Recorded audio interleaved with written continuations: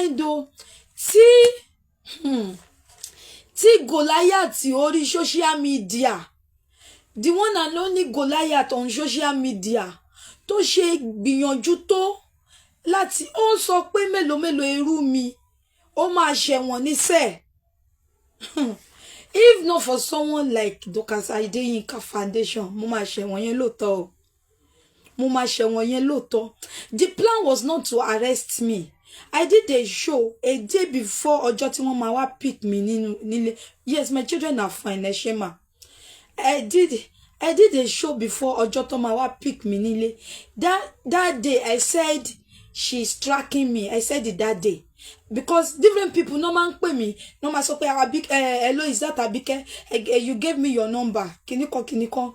I like you. Can you meet me somewhere? Eyan bi meta ni mo ti sọ pé okay, send me tiffy. Mo mọ̀ pé mi ò fẹ́ anybody ní number mi. I don't give guys my number like that. I don't go out. I'm always around my kini. So for different guys to be calling me, mo mọ̀ pé irọ́ ni, they just want to lure me out. And I'm not the kind of person to ṣe pé you can just ton jade. I'm a single mother now, a single mom of 3. As a single mom of 3, I have to be thinking as a man. I have to be thinking fast.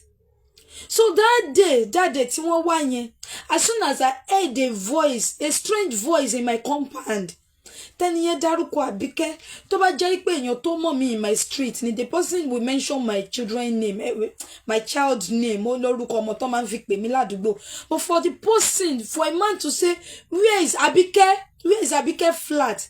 I knew pé trouble from social media. I had to post immediately. Kó tó dé pé ẹni yẹn máa dọ́dọ̀ mi pé I have been arrested. Ìgbà tí mo sọ pé I have been arrested gan, wọn ò tí dọ́dọ̀ mi. Wọn ò tí pick me, but mo mọ̀ pé kò síbi tí mo fẹ́ gbà sá jáde. I've been arrested. I also want to say this. If you know you had any issue with Goliath, social media Goliath, tẹ́ bá mọ̀ pé any issue pẹ̀lú social media Goliath, please don't use a used phone. Don't use a used phone. If not, because sometimes ago, someone contacted me. There was a lady, a manoti lady, tí Goliath tó gbé RIP sorry picture. Tí girl yẹn náà tó wá gbé RIP padà sorry picture Goliath padà. A manoti lady yẹn TikTok. Tí lady yẹn náà gbé RIP, tí RIP yẹn trend gan tó kó family picture Goliath by tó gbé RIP sí. That was the same lady that contacted me that time, that she came to arrest her parents. She picked her mom, she picked her dad. But fortunately for the lady, Pharaoh, no, Goliath, okay. Goliath ni, she Pharaoh ni.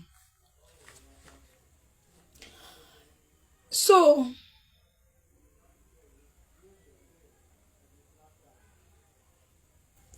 that was the same. I cannot go live. Oh, wọ́n máa fọ́ phone mi mọ́lẹ̀. They came big back when wọ́n fẹ́ arrest armed criminal ni. Big yí pé criminal gidi ni mí tí wọ́n ṣe wọlé nìyẹn. If you see the way this man was doing, he even wanted to search my house. That was when I said, where is your search warrant? If you want to search my house, you need to show me your search warrant. Okay, what's up? There's no search warrant. Okay, I want to boss me to. I said, okay, if you want to search my house, I have to search you first. I want me 3. If you want to search my house, I have to search you first, because me ò lè jẹ́ kẹ́ lọ drop because inú ilé mi kẹ́ máa sọ pé inú ilé mi lẹ ti rí. I had to search you first. That was when he now stopped. That was when he now stopped. Oh, yeah, so yeah, let's go. Ìgbà tó wá, I was wearing bomb short and one small top like that because moon didn't want mommy lọ́wọ́ ni a day to their graduation, and my son will be graduating the following day too. Ó fẹ́ ṣe VS valedictory service. Ó parí WAEC, you understand them more. Party tí àwọn ọmọ SS3 tí wọ́n máa ń ṣe yẹn. So ó kù ọjọ́ kan ni. Títorí ẹ̀ inú cell tí mo wà mo ti ń sọ yí pé Goliath tó wá gbé mi nílé sẹ́ nǹkan mú ẹ̀ nǹkan rí ẹ̀ báyìí nǹkan rí ọmọ ẹ̀ ẹyọ kan báyìí kò ní ṣojú ẹ̀ ṣẹ́ni tí kò tiẹ̀ bímọ kankan nìkan rí máa ṣojú ẹ̀. Nǹkan rí ọmọ ẹ̀ kankan báyìí kò ní ṣojú ẹ̀ because it was a day to my son party. Yes ma. They could have done that. That man was telling me, pe melo irú mi. And inside vehicle, he was even showing me different contacts. He can see, I search this, I track this person for her. I track this person for her. Do you know kini on social media? Man, so pay me mo gbogbo àwọn. All those bloggers, àwọn tí wọ́n máa ń blog yẹn tí ẹ kàn ní dédé rí mọ́ yẹn. I'm sure she has picked them. Because that man was just mentioning different names for me. Man, so I don't know the person. I don't know the person. Oh, man, so na me pick her, na me pick her, na me pick him. They wanted to pick me so that nobody will know. She just wanted to let them pick me. These people did not come with any ID card. They did not come with anything. No police uniform, nothing. And the funniest part is that they had to park their vehicle at before Ijaye. The bus stop before Ijaye. Àwọn tó bá mọ area yẹn, wọ́n máa mọ ibi tí mo sọ yẹn. Bus stop tá máa kàn ká tó dé Ijaye. Ibẹ̀ ni wọ́n park mọ́tò sí. Wọ́n wá charter ọ̀kadà wọlé. Ọ̀kadà ni wọ́n gbé dé ọ̀dọ̀ mi tó ṣe jìnnà tó yẹn. Okada ni wọ́n gbé dé ọ̀dọ̀ mi tó ṣe jìnnà tó yẹn. The Okada rider in my area, the area boys, the chairman of àwọn ọlọ́kadà yẹn, wọn ò fẹ́ kí wọ́n gbé mi lọ. Everybody wọ́n yarí, wọ́n block wọn pé what happened? Where are you taking that to? Ó sọ pé ó lè ní, ó jí phone ọwọ́ ẹ̀, wọ́n report ẹ̀ pé ó jí phone ọwọ́ ẹ̀. I was telling everybody pé Lizzy Ajonrin ló sọ pé kí wọ́n arrest me. I'll mention her name at this point. Lizzy Ajonrin ló sọ pé kí wọ́n arrest me. That man was like, ta ló ń jẹ́ Lizzy? I don't know any Lizzy. Kí ló iṣẹ́ kí ni Lizzy yẹn ṣe? Òun ò mọ Lizzy kankan. The man played dumb. Ipe òun ò mọ.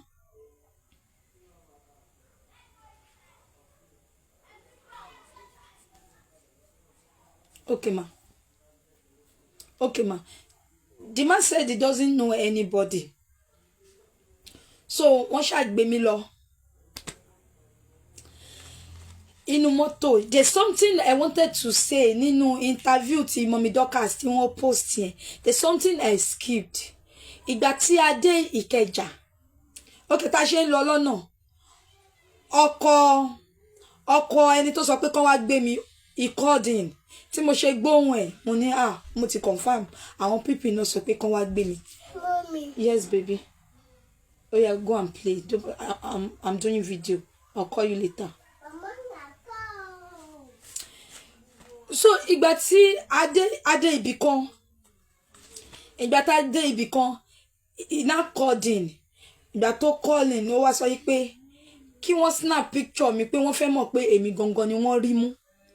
The man has snapped me. Ọ̀tọ̀ lẹni tó ń drive. Ẹ mọ̀ pé àwọn mẹ́ta náà wá. Ẹnìkan drive, ẹnìkan jókòó síwájú, ẹnìkan jókòó tì mí lẹ́yìn. The man has snapped me. When the man snapped me, ìgbà tá wá dé Ìkẹjà. Ìgbà tá wá dé Ìkẹjà, the man now parked. Ó wá dúró sí ṣé testing ground àbí kí náà ń pè ibẹ̀ yẹn. Ká tó dé Ìkẹjà ibi under bridge yẹn. Man yẹn wá park, nǹkan tá lò ní ibẹ̀ yẹn is over 30 minutes. He was on call with her. Àti inú mọ́tò náà ti pè, mi mọ argument tí wọ́n ní. He was on call with her. They might not have taken me to the station.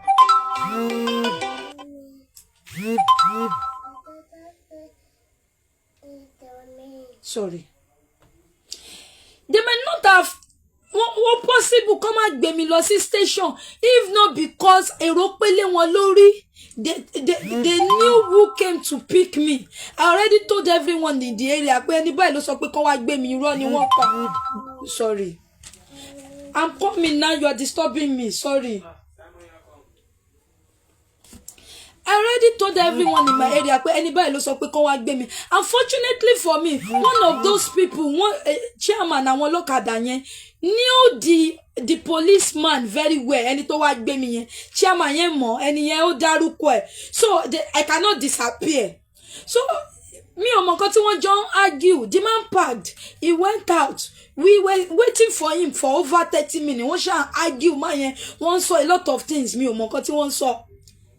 Meanwhile, ìgbà tó máa wá pick me, the man told everyone in my area that yes, Castle.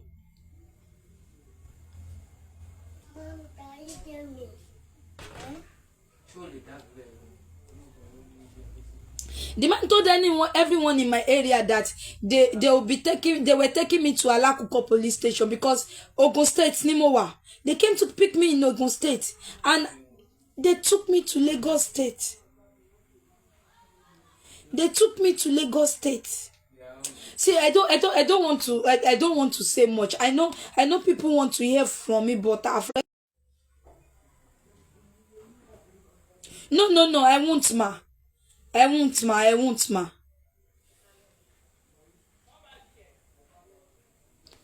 Yes, mo ti gbọ́, ma. I won't, ma. Okay, thank you, ma. So, titi. Later, Tonsha just settle. It got to a stage. The police started fighting each other inside the vehicle because that police that went to make call. Okay, I forgot to add that the person that went to make call, the person that came to pick me, was the same person. Tí mo ṣe show fún, tí mo sọ pé someone called me wípé someone ẹjọ́ ó dà pé wọ́n flag ẹjọ́. Was the same person. Tí mo sọ pé someone called me on phone tó sọ pé he had a business deal for me pé kí n wá bá òun níbi kan àbí báwo la ṣe máa ríra kíní kan a day before ọjọ́ tó máa pick me yẹn tí mo fi sọ lórí show pé mo sọ pé if you think you can lure me out with something like that, you are fooling yourself. If you want to pick me, come and pick me in my house. So as the man came, he said, you had the guts to be calling me stupid on phone. You are calling a police officer stupid. You are calling me mad. You are calling me all sorts of names. Most likely, have I ever seen you? Have I ever met you? Have you ever spoken to me? And I said he was the one that called me yesterday. Most likely, okay, you called me. You said you had you have a business deal for me. But there's something me on interest, and you kept calling. Why would I get angry? Money when you call. Do you ever introduce yourself to me as an officer? You never did. You never told me you are an officer. You are trying to lure me out like a kidnapper. So how do you expect me? How do you expect me to just enjoy? Eba me tap. I don't know what is happening to this show. Eba me tap. Enjoy. Okay, please. They are flagging the show, please. Eba me like. They are flagging me, please. Eba me like. I don't want to say much. There's this post that I saw, so I want to address the show. Don't disturb me. Leave here now. There's this show. There's this post that I saw, so I want to address the post. The NES open note to Alabike from a concerned netizen. I had to write it out because for now I have just one phone with me, so when you call write up, you see. So NES open note to Alabike from a concerned netizen. Whosoever is offering you unsolicited support, come justice is about to mess up your life. Ẹ jẹ́ kí n kọ́kọ́ dúró síbẹ̀ yẹn náà. Ẹni yẹn sọ pé anybody tó bá offer me ní support àti justice is about to mess up my life. Ẹ jọ̀ọ́. From this so-called concerned netizen, no, please, ẹ jẹ́ kó mess up life mi tó bá ṣe wù wọ́n. Èmi mọ̀ pé èèyàn máa ń fẹ́ràn aláyé ju ẹni tó láyé lọ. When you said it now, you said my life. Ṣebí ayé títí tèmi ni. Please, ẹ jẹ́ kó ṣayé mi tó bá ṣe wù wọ́n. Èmi mo láyé àbí? Èmi tí mo láyé ti sọ pé ẹ jẹ́ kí wọ́n ṣayé mi tó bá ṣe wù wọ́n. Èmi tí mo láyé mo ti sọ pé ẹ jẹ́ kó ṣayé mi tó bá ṣe wù wọ́n. Thank you so much. Thanks for your concern. Ẹni yẹn sọ pé to start with, she's not doing it from a place.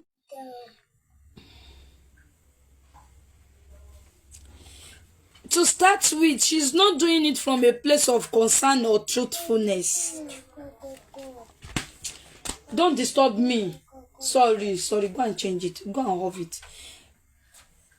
I want to say something at this point. I want to say something. The Bible says, don't disturb me now. The Bible says, Orúkọ Olúwa, Ilé Ìṣọ́ Agbára ni, like the name of the Lord.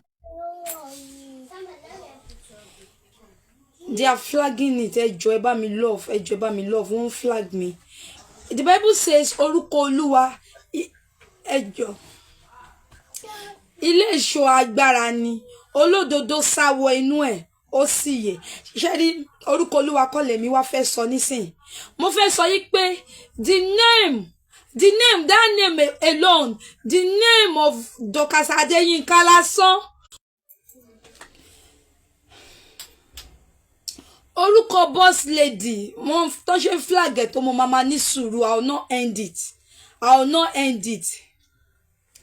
Orúkọ boss lady, Ilé Ìṣọ́, orúkọ boss lady, Aláàfin social media, ọkọ Ìyálàyà Lizard, ilé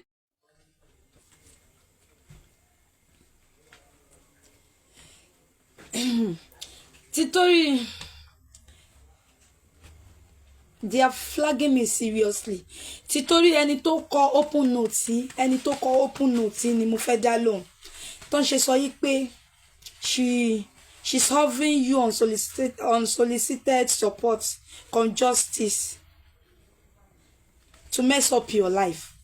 Please, let her mess up my life. Guys, ẹ jọ̀ọ́, ẹ̀yin gangan fúnra yín ẹ sọ. You've been watching me before now. You've been watching me before. You've been seeing me before. You've known me for a very long time. Ẹ jọ̀ọ́, for the past few days, can you imagine èèyàn tó lo a week ní kirikiri, just because pé atẹ́gùn Dorcas Adeyinka ó kàn fẹ́ gba iwájú mi kọjá. Understand? Ó fẹ́ gba iwájú mi kọjá. Ẹ jọ̀ọ́, ṣé mi ò yàtọ̀? That's why pé mo wà nínú kirikiri. Ìjẹta ni mo dé o. Mo tẹ̀wọ̀n dé ní ìjẹta. Ṣé mi ò yàtọ̀? Mi ò dàbí ẹni tó wà lẹ́wọ̀n. Because as soon as I heard pé Àbíkẹ́, Dorcas Adeyinka mà ti step up pẹ̀lú. Wọ́n mà ti step up pẹ̀lú case. Like the comfort ó kàn wá from nowhere.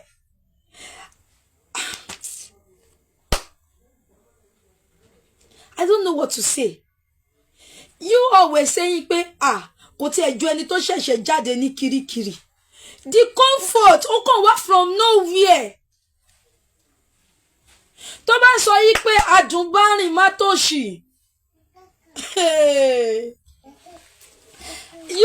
rántí ìgbà tí mo lọ sọ́dọ̀ Àtìláwí. You remember? Mo ra ìgbà tí mo lọ sọ́dọ̀ Àtìláwí. Yes. Thank you. Wọ́n sọ pé show me your friend. I'll tell you the kind of person you are. The kind of people you mingle with will determine how your life will become. Will determine what you are going to. Mo ṣe fẹ́ sọ òyìnbó yẹn. When I went to ọ̀dọ̀ Àtìláwí, mo ra kí ni àwọn oògùn tá máa ń lò to look good, you know. I started looking worse. Mo tún máa wojú mi, mo máa wò pé báwo mo ṣe rí rádaràda báyìí tí torí Ọlọ́run. Just imagine that video that the video that was recorded yesterday. The video that was recorded yesterday when I went to court. Imagine pé mo dé láti kirikiri ní alẹ́ Thursday. I went back to court. I live in Ogun State o. I went back to court ní àárọ̀ ìdájí mo ti kúrò nílé ní àárọ̀ Friday with the stress and everything. And in that video, I was still able to look like that. Èmi gan wara mi pé kini, why the sudden change? Why the sudden change? Ẹ wá wo àwọn ọmọ Odo ní court. If you see other nations, gbígbà pé ẹ fẹ́ fi orun wé kú, ó ní kẹ́ máa fi owó nation, kẹ́ máa fi wọ́n wé àwọn jagunjagun. I said this sometimes ago. I said, okay, when people were saying, I went to pàdé àpòpọ̀ mọ́ olórí. Mo sọ wípé ṣé mo stupid ni? Báwo mo ṣe lọ máa pàdé àpòpọ̀ mọ́ fail that race. Èmi tó ṣe wípé when I got to her that day, when I got to Amo that day, when I met her second in command, someone that has been working for her for years. If all by gbogbo ojú ẹ̀jẹ̀ ni, this is not about bullying.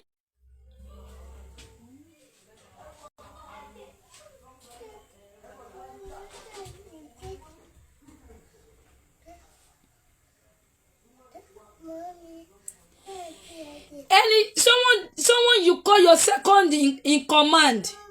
Yes. Dorcas Adeyinka Ekun Oko Lizard. Someone that has been working for you for years. Ori bẹ́yẹn. So èmi tí mo wá dé ní tí mo wá ní ọ̀sán kan òru kan báwo láyé mi ṣe máa rí. The jeans she wore gan gbogbo ẹ̀ ó funfun dójú abẹ́ ni. Ó funfun. I swear to God who made me. Kò kí n ṣe ọ̀rọ̀ yìí pé èèyàn fẹ́ fi ba. I swear to God. Mo fọlọ́ bàbúrà. Top tó wọ̀ ó ti yọrun ó ti funfun. I swear. So someone you call your second in command. Mo tún wá wò pé size kan náà làwọn people in war now. Why can't she be giving her used clothes to má bínú. Why can't she be giving her used clothes to Omo Ise? You understand? And since I came back, I never even said pé she collected food from me. Oh, this is what she said though, because I was trying to avoid being arrested. Mo wí pé okay, if I speak too much, she might arrest me. You understand? So I was like, you don't have to say anything.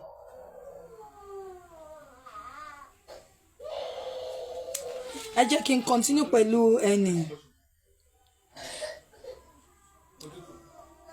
Okay, and to start with, she's not doing it from a place of concern or truthfulness. Sorry. To start with, she's not doing it from a place of concern or truthfulness. Rather, she has a personal vendetta with Olori Jagunjagun. As a matter of fact, she is one of those who terrorized her and her family on different social media platforms. See, I don't know. You are saying èèyàn terrorize Olori Jagunjagun. Tani baba taro fún rẹ̀, ta ló terrorize everybody from one corner to the other.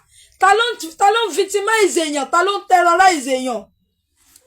I could remember vividly. I said it at the station too. I told AIG. AIG said, "Why do you put your mouth in a matter?" Monisa, I was not the only one that put mouth in a matter. I started talking about her. I started blogging her. When she arrested her co-wife, her senior wife, her husband, the woman her husband married before her. She arrested this woman, she bullied her, she arrested her, not minding the number of children she had. Oh, they gbé lọ sí Abuja. So, this Dorcas Adeyinka was the one who stood by her. So, ẹni tó ṣe yí pé she has been standing for different people. Okay, ẹ jẹ́ kó bully me. I'm okay with me. Ṣé fẹ́ fẹ́ràn mi ju ara mi lọ ni? Na me get my life now. Èmi mo láyé mi, ẹ jọ̀ọ́ ẹ jẹ́ kó ṣe mí tó bá ṣe wù wọ́n. The olórí burúkú ìyáláyé lórí offering you support want to use you as a tool to fight her numerous Facebook battles. That is her mode of operandi. This way they saying Boss lady want to use me to fight her battles on social media. Boss lady, I'm your weapon. Hello, mi tó bá ṣe wù yín. To the writer, mo ti sọra mi the weapon. Use me as you want. Èmi mo láyé mi. Thank you. By herself to have.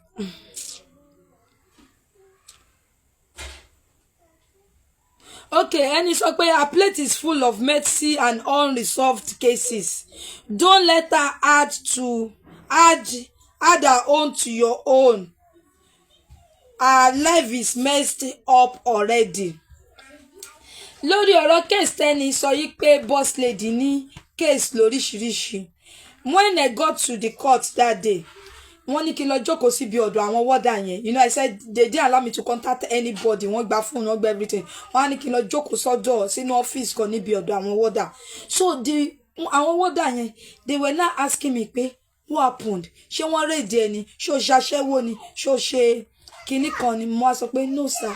Wípé it was olórí burúkú ni. Ó ní kí wọ́n wá gbé mi nílé. Olórí burúkú ló sọ pé kí wọ́n wá gbé mi nílé. The man was like, how come?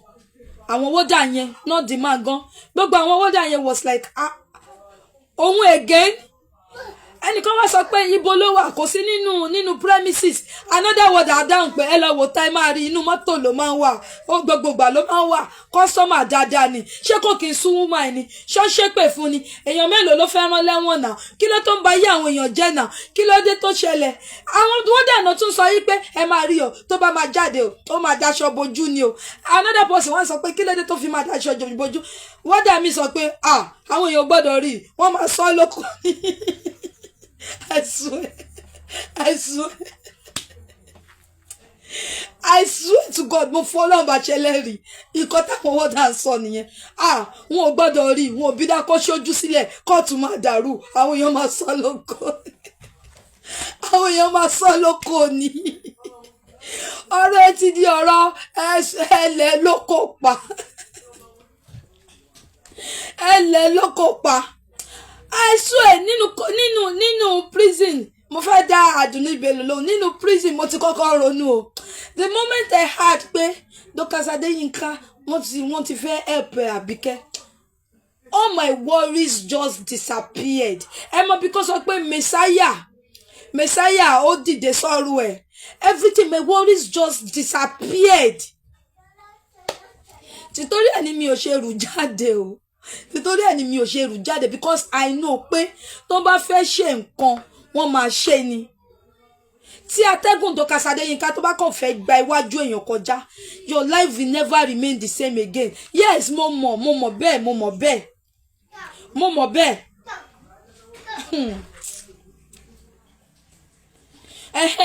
Ẹni tí wọ́n sọ pé at the end of the situation, at the end of the day, she will use your situation to raise public funds under the disguise of justice for Alabike. Ṣẹ́rí owó tó gbà fún Fọláì kò lè yé máa dùn àwọn people ní ayé wọn. She will use my situation to has she even come out to ask anybody for 1 naira before she did everything she did. Tó bá wá fi case mi gba donation, ẹjọ́ kí wọ́n fi gbà. Ẹ jẹ́ kí wọ́n fi gbà. Èmi ni mo láyé mi. Olórí burúkú godmother yín. Ó fẹ́ rán mi lẹ́wọ̀n. Kí n dá ọmọ mẹ́ta sílẹ̀, kí ló máa ṣẹlẹ̀ sáwọn ọmọ mi? A day to my children graduation, a day to VS ọmọ mi. Tó fẹ́ ṣe graduation SS3. I was supposed to be there with him. Ó dẹ̀ wá gbé mi. Not minding I had children. The video she showed at the station, I told the IG, money sir, tell her to play those video. Ó kàn sọ pé, sir, ẹ wo video lele. Money sir, tell her to play those video. Ó ní nígbà tí wọ́n mú un ní Ìdúmọ̀tà, mo sọ kíní kan, money sir, tell her to play it. Those videos are still on mega page nísàlẹ̀. Nǹkan tí mo sọ nínú video yẹn, I never call her ole for once. But what I said in the video I made about Ìdúmọ̀tà, mo ìrántí dáadáa, mi ò stupid.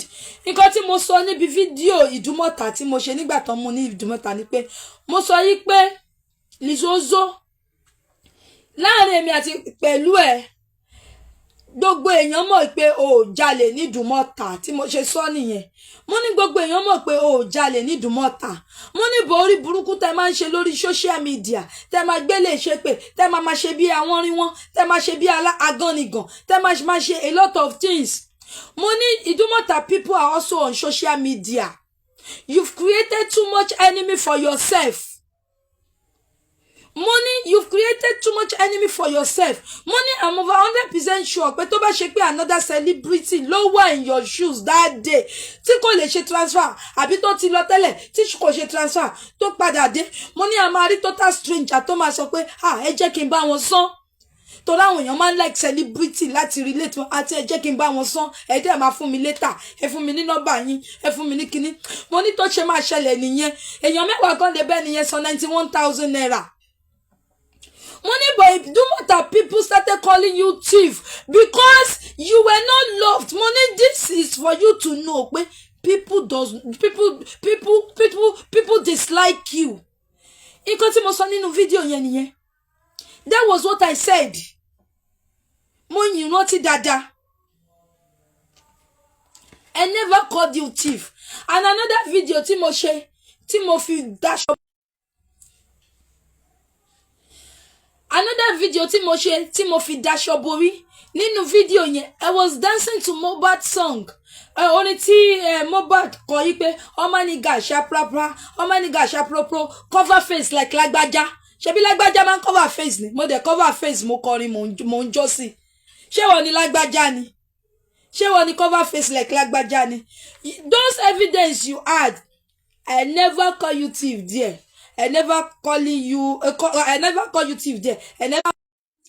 Ìgbà tí mo wà ní kirikiri, you know, I had time to think. I was thinking about a lot of things. Mo wá wò yí pé, but woman, ó máa ń pariwo lórí social media pé Ìyábọ̀ Òjó ó arrest colleague ẹ̀, wípé even tí colleague ẹ̀ bá jẹ̀bi, wípé báwo ló ṣe máa arrest colleague ẹ̀, ó yẹ kó wò mọ́ lára yí pé colleague òun ni bàbá Ìjẹ̀ṣà. Kí ló dé tí Ìyábọ̀ Òjó tó máa rán bàbá Ìjẹ̀ṣà lẹ́wọ̀n? Lizzy Ajonrin, am I not your colleague? Kí ló tó fẹ́ rán mi lẹ́wọ̀n? The same thing you were shouting for justice on social media for yí pé Ìyábọ̀ Òjó ó fẹ́ rán colleague ẹ̀ lẹ́wọ̀n, ó rán colleague ẹ̀ lẹ́wọ̀n. That was the same thing you did to me now. I'm your colleague now, your fellow blogger. I'm your fellow blogger. How can you do such? How can you do such to your fellow blogger? It's not fair. It's not fair, Lizzy Ajonrin. Not even mind the pé ṣé bí bàbá Ìjẹ̀ṣà tán rán lẹ́wọ̀n kò kí ṣe pé ọmọ wẹ́wẹ́ kan wà níta fún. Ọmọ wẹ́wẹ́ kan kò sí níta fún now. Me, I had 3 children. I'm a single mom. And you did that to me. Kódà. Ṣé ti torí pé kò sí organization nínú blogging kìíní ni? Tó bá ṣe pé nínú tíátà kìíní NATP àbí kí ló máa ń pe àwọn kìíní yẹn, wọ́n ti máa sọ̀rọ̀. But as your fellow blogger, how can you do that to me? Mo ti ń post mi jẹ́jẹ́jẹ́jẹ́ since 2018. Láti 2018, I'm your senior colleague. But if not the remaining, the small fame you had from movie, nígbà tó yìí fi jẹ́ actress, that was the fame tó help díẹ̀ nínú blogging industry. We are both bloggers now and you did that to me, kódà. How can you do that to your fellow blogger? We are both bloggers. Former actress Lizzy Ajonrin, you shouldn't have done that. You wronged me, you wronged me. You shouldn't have done that. You arrested your colleague. Kódà now. Àjọ máa ń gbẹ́nu sí máìkì ni. Àjọ ń tẹnu bọ̀rọ̀ lọ́rọ̀ ni. Gbogbo ọ̀rọ̀ tí wọn ò pè wá sí àjọ ń gbẹ́nu sí ni. Àjọ ń analyze ayé aláyé ni. Àjọ ń sọ̀rọ̀ lórí nǹkan tí ẹni ẹlẹ́ni tó bá post tí wọn ò gbé wá sí ni. Tí wọn ò pè wá sí ni. We are doing the same thing now. How can you now do that to me? How many people ló ti wá arrest ìwọ? How many people? Kò dá nǹkan tó ṣe fún mi. Ẹlẹ́dàá mi dẹ̀ máa dá fún ẹ. Kò dá o. Kò dá nǹkan tó ṣe fún mi. Guys, ẹ mọ̀ pé mo máa ń lo one white bracelet sọ́wọ́ báyìí. One white bracelet. This woman was telling the police pé ológun o bracelet ọwọ́ ẹ̀yẹn lágbára o. Ẹ jà. Wọ́n jà. Mi ò jẹ́ kán rí já o. Bẹ́ẹ̀ mọ̀ pé tí mo bá máa wọnú cell mo máa yọ everything tó wà lára mi, wọn ò ní jẹ́ kí n everything wọlé. Ìgbà tí mo fi máa jáde kúrò nínú cell tó fẹ́ gbé mi lọ court báyìí, mo rí pé wọ́n ti já kinní yẹn yamayama, wọ́n ti dànù. Wọ́n ti já yamayama, wọ́n ti dànù. Kódà. And she even had the God to pakuru mọ́ mi nínú station. Nígbà tí ọlọ́pàá yẹn tó sọ pé wọ́n sọ pé kí n sọ fún ẹ pé. Yeah, I did my food. Yes, go and eat it. You're a good boy. I did my food. Go and eat your food, yes. I did my food. You finish your food? Oh, you're a good boy. Yeah, go. Don't disturb. Oh, she's a good girl too. Don't disturb me. So, ọlọ́pàá yẹn wá sọ yìí pé ó gbẹnu sí etí ọlọ́pàá yẹn mi mọ̀ nǹkan tó sọ. Mo wá pé kíní kan tí wọ́n jọ ń sọ ìgbà tó ọlọ́pàá yẹn máa sọ pé she said how much do you earn in a month? Èló ni gbogbo owó tó ń rí lóṣù. She will double the money for you. Money, I'm not interested. Ó wá sọ yìí pé èló ló ń rí lóṣù? Èló ni ò ń rí lóṣù? Èló ni ò ń rí lóṣù? Tí ò ń sọ fún mi pé I'm not interested. Mo ní I'd rather die than to work for you. Tó ṣe pakuru mọ́ mi nìyẹn. Tó ṣe pakuru mọ́ mi nìyẹn. Mo ti wò pé mo kúkú ti wulẹ̀ ti wà nínú station already. I swear to God who made me. Ìgbà tí tó ń nàbọ̀ yẹn ká gbé ọwọ́ ẹ̀ bá mi. Mo máa kàn sí méjì ni. Tá bá rẹ̀ ní tàn wí. Ẹ má jẹ́ kí n júwe. Èmi tí mo ti jẹba torí mi ti pa. Tí mo ti jàmàlà. Èmi gíràn. Èmi tára nǹkan. Ọkọ ẹ̀ ló sáré bọ́ sí wa láàrin. Ọkọ ẹ̀ sáré bọ́ sí àárín àwa méjèèjì ní báyìí tó sáré separate wa. She was thinking I would be shaking. Give him more. Fún sí. Jọ fún má disturb me jọ tó yọ náà. Yes. Yeah, good now. She was thinking I would be begging. I would be shaking. Mi ò mọ̀. Mi gbà pé mo gbé shoe mi ni. Like I was like, kí ló dé? Ẹni kò lè Hausa, ẹni kò sọ tọwọ́ ẹ̀ sílẹ̀, sọ ẹ̀ sílẹ̀. What do you want to do again? That time that I went to her, I knew I fucked up. I was still telling one of my friends today, Money. Okay, ma. I was still telling one of my friends today, that page that she brought down, I've been using that page since 2018. Ẹ mọ̀ page tí mo ti create láti 2018. So I never kò tí ì ṣe mí rí kí wọ́n gba page mi. Kíní yẹn wà lára mi pé page yìí ò gbọ́dọ̀ lọ. Page tí mo ti ń grow tipẹ́tipẹ́. Page tí mo ti jìyà lé lórí. Page tí mo ti bẹ̀rẹ̀ láti 0 follower. I understand. It never kò ọkọ̀ sí mi pé create another page now. Start afresh. Mo wò pé start afresh. Ọdún wo mo tún máa tó ní follower padà. Page tí mo ti jìyà fún. That was why I went to apologize, thinking she will restore my page. But ìgbà tí mo débẹ̀, what I ordered versus what I got ní ẹ̀yìn èèyàn. What I ordered versus what I got. I want to use this medium to call on Nigeria police, federal government of Nigeria, everybody. A source of income, gong. Only it can search it. Because when I got to the mall, I got there on Thursday around 11 o'clock. I started asking people around, Jọ ṣé wọn ò wá lénìí? Ṣé wọn ò wá lénìí? Àwọn èèyàn sọ pé àwọn ò kí ń wá. Ọjọ́ tó bá fẹ́ ṣe show náà máa ń wá. Wọ́n kàn máa ń wá, wọ́n máa ń lọ ni. Ṣé ẹ̀ ń gbọ́ o? Wọ́n kàn máa ń wá, wọ́n máa ń lọ ni. Ibi tí mò ń sọ yìí, tẹ́ bá dé last bus stop Ajah, ẹ ṣe wá máa wá another 1,000 naira bus débẹ̀, Òkun Ọ̀sà road. Òun níbẹ̀ yẹn kò ibẹ̀ ò kí ń ṣe business area àǹjọ̀nú nìkan ló lè wọ ọbẹ̀ yẹn lọ rajà àbáwọn òkú àwọn òkú yes ma àwọn òkú àbáǹjọ̀nú ló ibẹ̀ yẹn kò kí ń ṣe business area ibi tó dá gidi gan mà ní ibi tó dá gidi gan mà ní kò kí n ṣe business area téèyàn máa kọ́mọ̀ sí mọ̀ yẹn ó wá jìnnà sínú inú ni mọ̀ yẹn ló wà inú ló wà the man we are talking about kò kí n ṣe mọ́ lọ ó dàbí normal bí ẹ mà wọn bí kéèyàn kan fẹ́ òkè àti ìsàlẹ̀ kò wá tí nǹkan tó ń pè ní mọ̀ ó dàbí ẹ mọ àwọn just right tó bá fẹ́ manage ilẹ̀ tó máa ń kọ́ kéékèèké yẹn àwọn kìíní kéékèèké yẹn kò kí n ṣe it's not big like that o gbogbo ìsàlẹ̀ yẹn kò dẹ̀ sí nǹkan kan níbẹ̀ mọ́ gbogbo ìsàlẹ̀ yẹn kò sí anything empty òun ni gbogbo ìsàlẹ̀ yẹn ṣe wá rí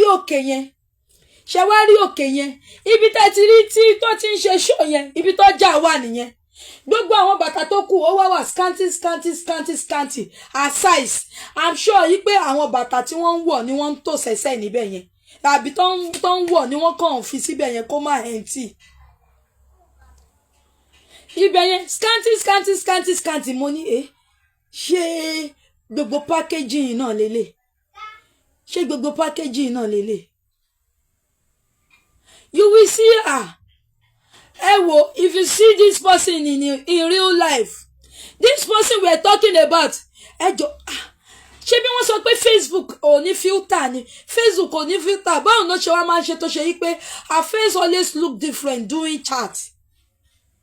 Facebook ò ní filter mọ́ nàbọ̀ mi ò mọ̀ tó ṣe máa ń ṣe tí her face always look different. The powder máa bẹ̀rẹ̀ láti bí báyìí láti inú irun orí báyìí ó máa dé. Kí èèyàn dẹ̀ fẹ́ kún powder láti kó bẹ̀rẹ̀ láti inú orí báyìí kó kún powder dé gbogbo bíbáyìí dé gbogbo bíbáyìí kí ló dé ṣógun láyé ni. Damn more Nigeria police should do something about it. Go and check everywhere. There's something shady, probably something shady going on there. Ṣé rí ibẹ̀ yẹn tó bá gbéyàn wọlé láàyè tó bá pààyàn síbẹ̀ kò sí anybody tó máa mọ̀.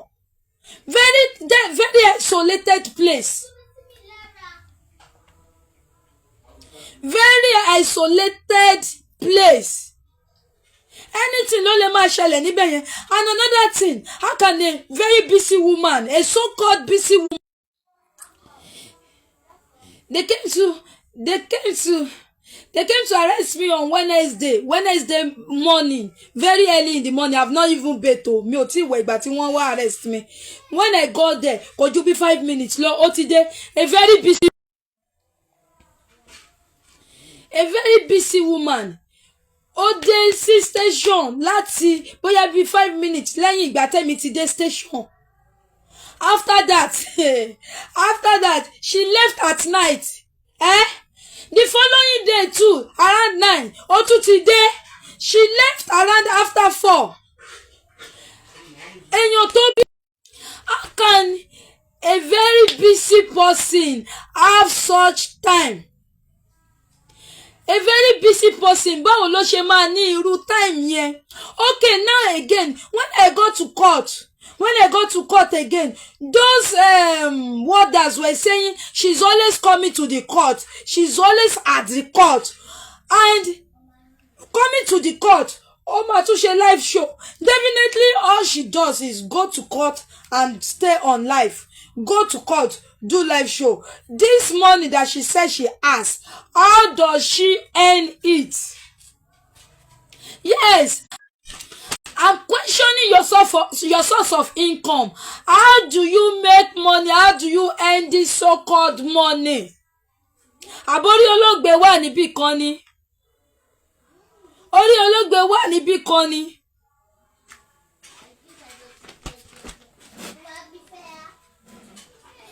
There's something I want to say again. Ẹ jọ̀ọ́ gbogbo abiyamọ ẹ̀yin tẹ́ bá bímọ ọkùnrin, ẹ gbàdúrà fáwọn ọmọ yín o. Ẹ̀yin tẹ́ bá bímọ ọkùnrin, ẹ gbàdúrà fáwọn ọmọ yín o.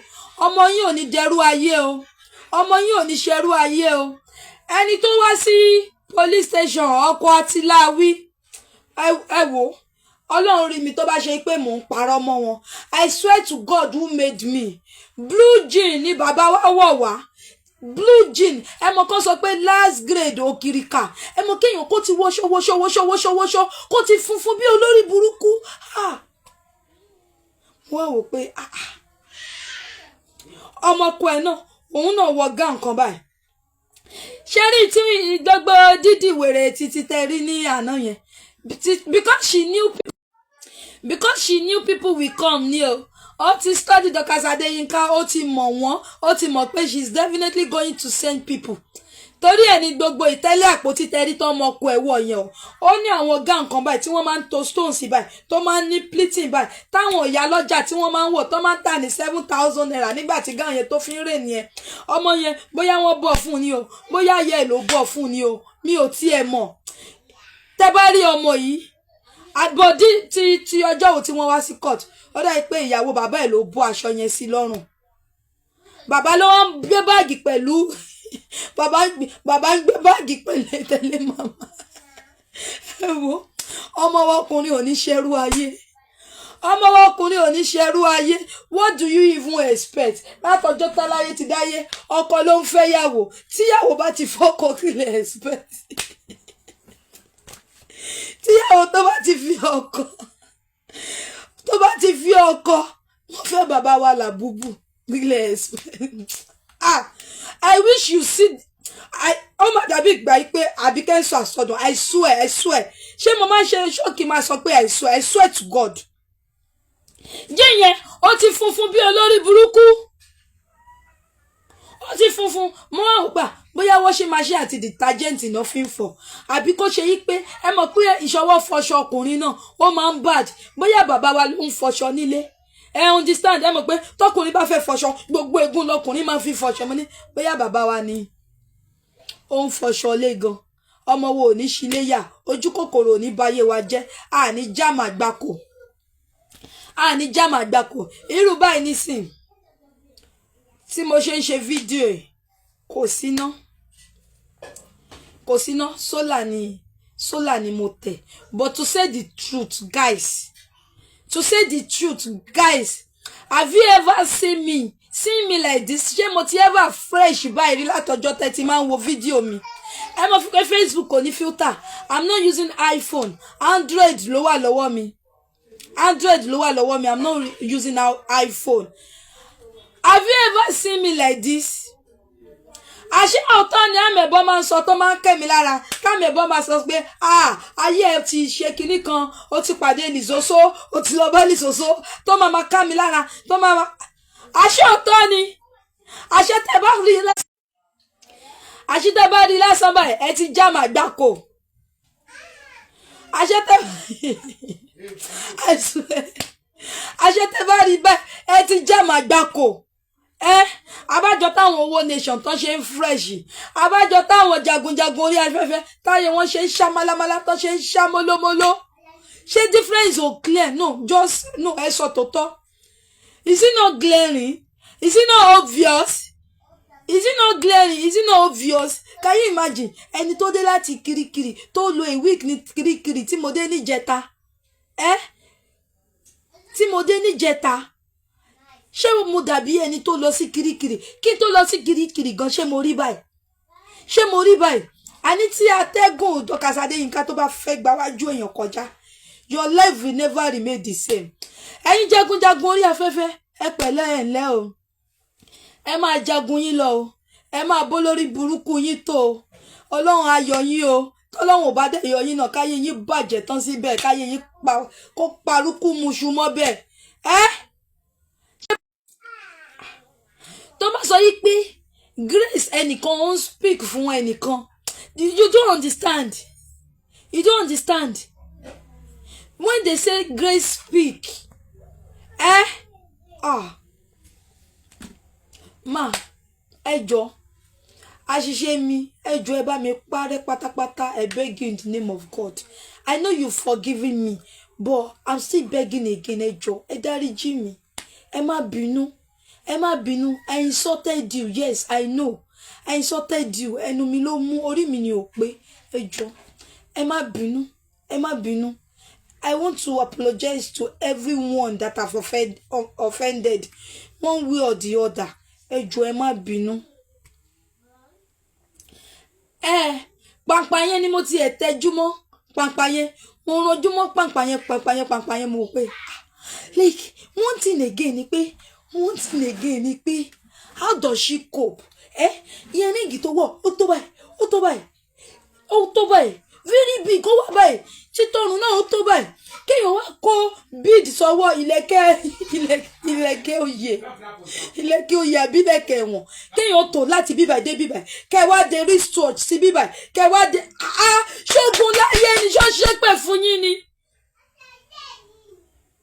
ṣé nǹkan tó ń pè ní fashion nìyẹn? Is that what you call fashion?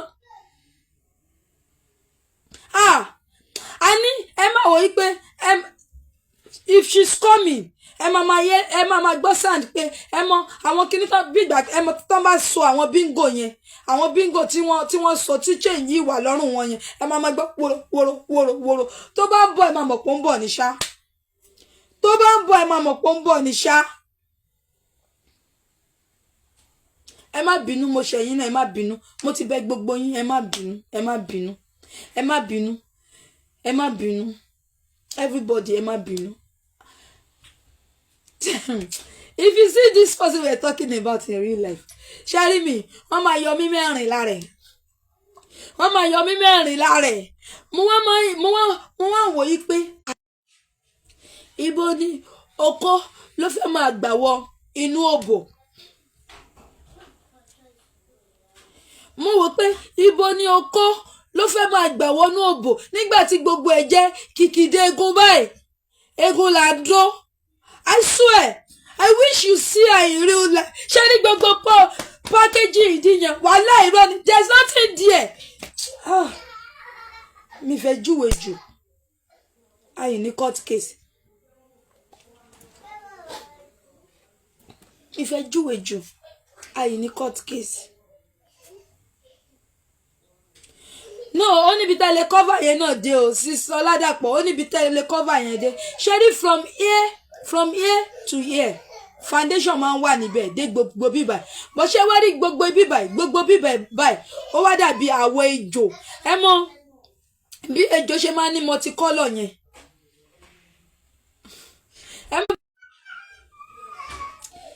Ẹ wo ẹ níṣẹ́ ẹ̀sìn àgbáyé o ẹ̀sìn kan ò jù báyìí lọ. Ó tún ní part kan tí mo skip mo tún rántí nísìn.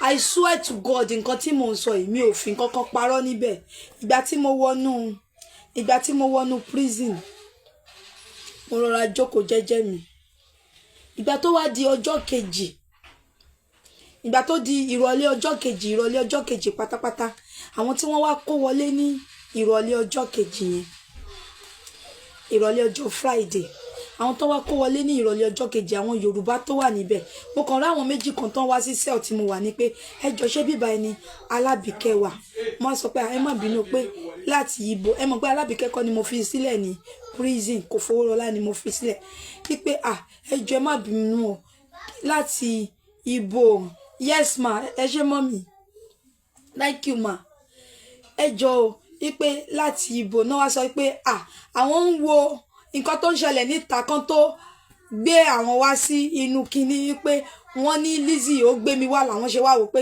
ibo ni Àbíkẹ́ wà ní ibi ìbà tí gbogbo àwọn èèyàn from cell to cell làwọn èèyàn bá sọ pé wọ́n ní Lizzy Ajonrin gbé ẹnìkan wá sí ibi ìbà ta ní Lizzy Ajonrin gbé wá ta ní Lizzy Ajonrin gbé wá làwọn Yorùbá tó wà ní cell ló bá bẹ̀rẹ̀.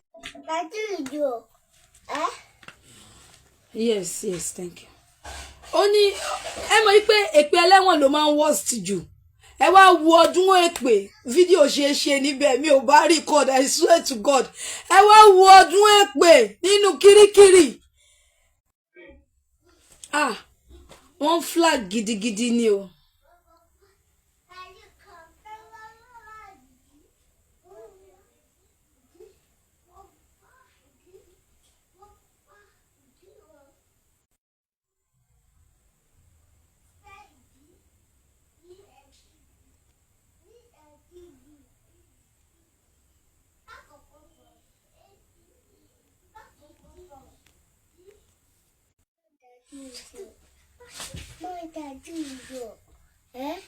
Yes. Yes, go. Don't disturb me, please. Wọ́n ti fẹ́ flag mi. Wọ́n ti fẹ́ flag mi pa.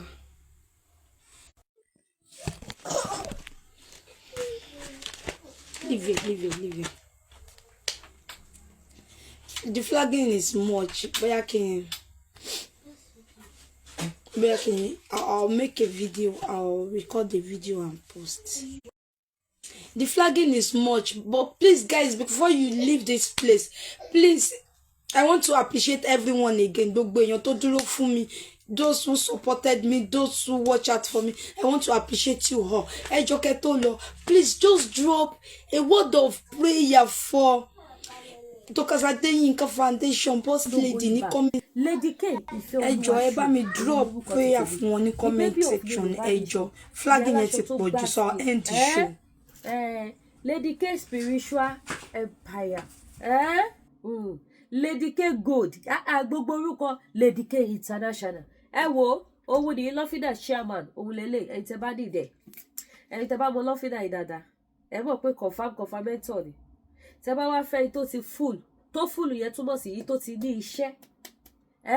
Tí mo ti ṣe ní orúkọ tí bàbá tọmọ tẹ̀ mí mímọ́ tó ti jiná dáadáa. Tẹ́ bá fẹ́ ó wà available. Ó